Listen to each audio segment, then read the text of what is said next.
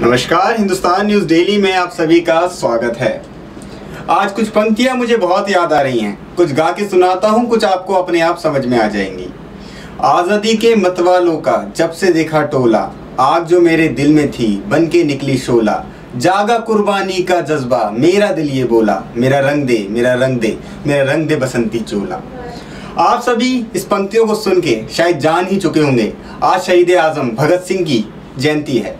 इस पावन पर्व पर पूरा देश उल्लास और खुशी के साथ उनका ये जन्म दिवस मना रहा है। इस मौके पर हमारी तरफ से भी उन्हें पूर्ण बहुत ज्यादा श्रद्धांजलि। आज पूरे देश में स्वतंत्रता सेनानी भगत सिंह जी की जयंती मनाई जा रही है। इस पावन पर्व पर उन्हें काफी लोग श्रद्धांजलि दे रहे हैं। इन लोगों में प्रधानमंत्री नरेंद्र मोदी, केंद्रीय मिनिस्टर राजनाथ सिंह और काफी बड़े बड़े तबके के लोग हैं। सिर्फ यही नहीं, अलग अलग नौजवान, देश के युवा उन्हें फेसबुक, ट्विटर, अलग अलग जगहों पे श्रद्धांजलि प्रदान कर रहे हैं। एक ऐसे सच्चे स्वतंत्रता सेनानी का जज्बा जो 18 से 20 साल की उम्र में अपने देश के लिए बलिदान होने का जज्बा रखता हो, उसकी क्या ही तारीफ करें। इतने बड़े मनोबल और कितनी बड़ी चीज उन्होंने हमारे देश के लिए प्रदान करी। उनकी क्रांति पूरे देश ने सर्वप्रिय रखी।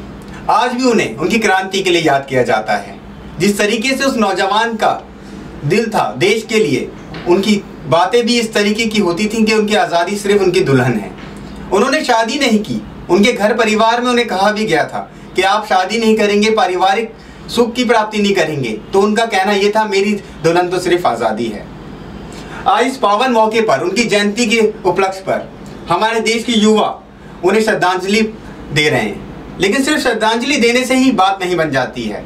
भगत सिंह के जो उसूल थे, जो आदर्श थे, जो नियम थे, उन पे भी हमें अमल करने की जरूरत है। सिर्फ एक फोटो लगा के या एक टैटू बनवा के या गाड़ी के पीछे शहीद आजम की फोटो लगवाने से श्रद्धांजलि नहीं दी जा सकती।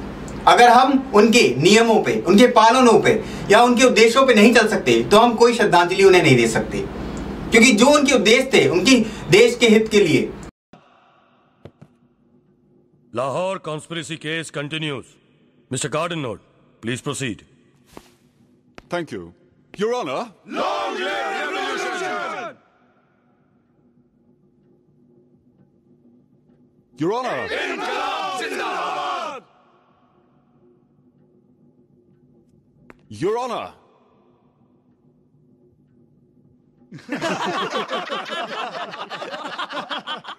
Your Honor. Inqilab Zindabad!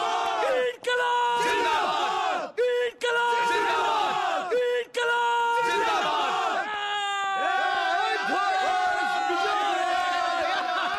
Bhagat Singh मैं तुझे नहीं छोड़ूंगा। Sir, Lahore conspiracy case suspect Shivram Hari Rajguru from Pune. Bhagat Singh Mahatma Gandhi द्वारा चलाए जा रहे अहिंसा आंदोलन और भारतीय नेशनल कांग्रेस के सदस्य थे। लेकिन जब 1921 में चौरा हत्याकांड के बाद गांधी जी ने हिंसा में शामिल सत्याग्रहियों को साथ नहीं दिया, इस घटना के बाद ही भगत सिंह का गांधी जी से मतभेद हो गया। इसके बाद अंग्रेजों के खिलाफ आंदोलन में भगत सिंह चंद्रशेखर आजाद के नेतृत्व में बने गदर दल में शामिल हो गए। 9 अगस्त 1925 को सरकारी खजाने को लूटने की घटना में भी उन्होंने अपनी अहम भूमिका निभाई थी। यह घटना इतिहास में काकोरी कांड के नाम से बहुत मशहूर है। इसमें उनके साथ राम प्रसाद बिस्मिल, चंद्रशेखर आजाद और जैसे कई नए क्रांतिकारी भी शामिल थे। उन्होंने कई पत्र पत्रिकाओं में लिखा और संपादन भी किया। उन्होंने अकाली और कीर्ति की 2 अखबार का संपादन भी किया।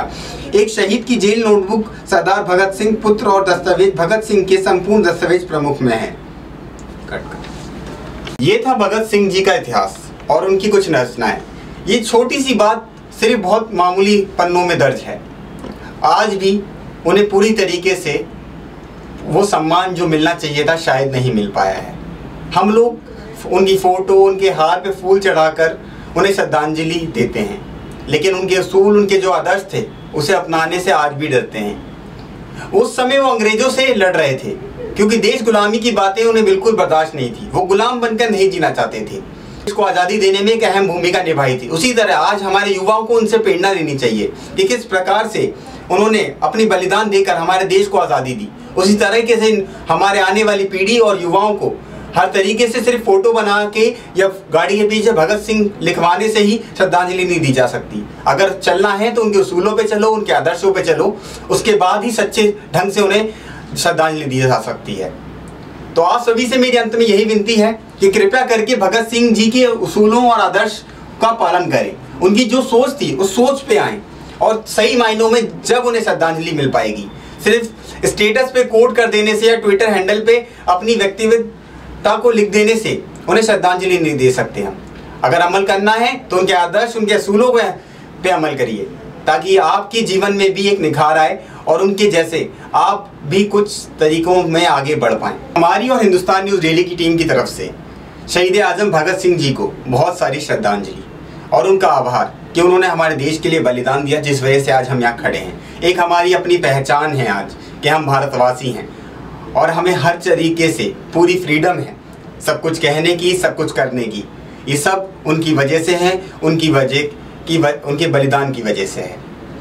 तो अंत में यही कहना चाहूँगा कि भगत सिंह के असूलों और आदर्शों का पालन करें और उनकी जयंती के अवसर पर एक नया प्रण लें कि उनके हिसाब से, उनके बराबर तो नहीं शायद, लेकिन उनके हिसाब से थोड़ा उनके आदर्शों का पालन करना हम कर सकें। फिलहाल के लिए इस खबर में सिर्फ इतना ही। ऐसे ही 1-on-1 आपसे मिलते रहेंगे अगली वीडियो के साथ। अगर अभी तक आपने हमारे चैनल हिंदुस्तान न्यूज़ डेली को लाइक, सब्सक्राइब, शेयर नहीं किया है तो प्लीज़ कर लें, ताकि आपको नई नई नोटिफिकेशन मिलते रहें। और आज के लिए सिर्फ इतना ही कहना चाहूँगा। जय हिंद, जय भारत, नमस्कार।